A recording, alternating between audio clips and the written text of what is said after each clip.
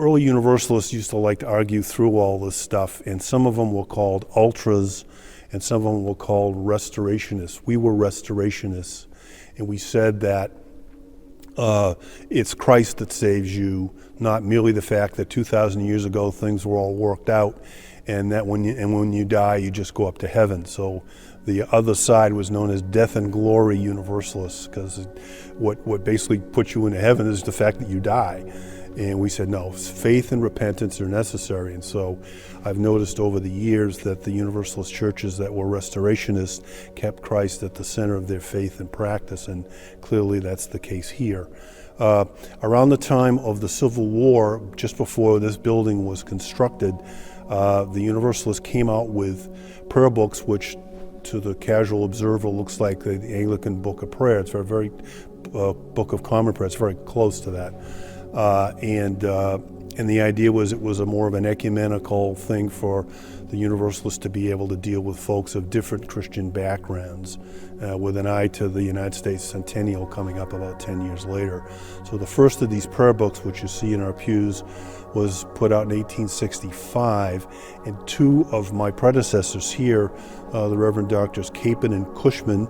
Dr. Cushman is a fellow Dartmouth man, and they were two of the three that put these prayer books together for the denomination nationally. And I've had stories like a colleague of mine was a First Universalist in Minneapolis, which is now would consider itself a humanist congregation, and he finds hundreds of these books in the closet.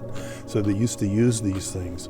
So that was kind of the predominant thing. After World War I, the leadership changed, things changed, and a lot of Universalist churches started to slide off of Christianity. The denomination tried to get into the federal, now National Council of Churches, but the application didn't go anywhere because the leadership at the time couldn't say, well, we have professions of faith, we're Christians, and some of the other denominations says, I don't know, can you show us? And so that didn't work out, and it wasn't too well handled, candidly, and this is around World War II.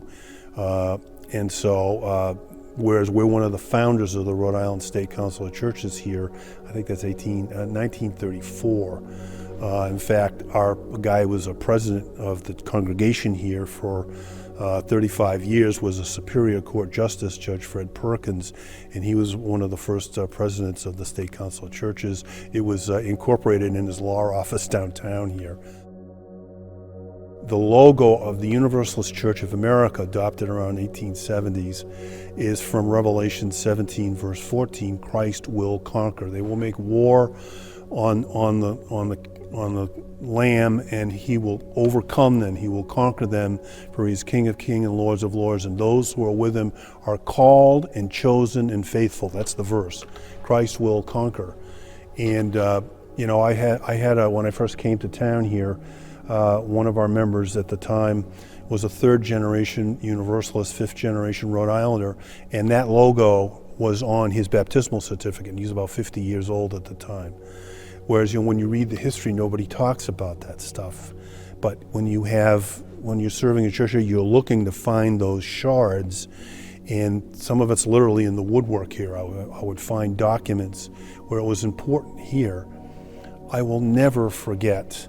Somebody said to me I've had people that have come here from Universalist churches that have closed, and she came in and we were saying the Winchester profession, that like we always do, and she says, I didn't even have to read the words, I knew them all by heart. She says, we used to say that all the time, and then they took it away from us. That's how she put it. I never forgot that. Dear God, what some of these folks have gone through, just never having their faith reaffirmed, just being praised for being progressives and liberals and inclusive, as opposed to when I told one of our former deacons, now deceased, that we didn't, that a lot of our churches had stopped doing communion, and he says, well, are they in this for God, or are they in this for themselves? That's the reaction. People knew. These aren't trained, college-educated people, but they knew a lot more about the gospel than a lot of people I knew in seminary. So it's always made a great impression on me when I would get these stories from folks. So I'm really just so happy to be here, really. it's not a picnic being downtown in a capital city with all the disruptions and pressures that involves, but it's just wonderful. It's a great place to do Christian ministry out of.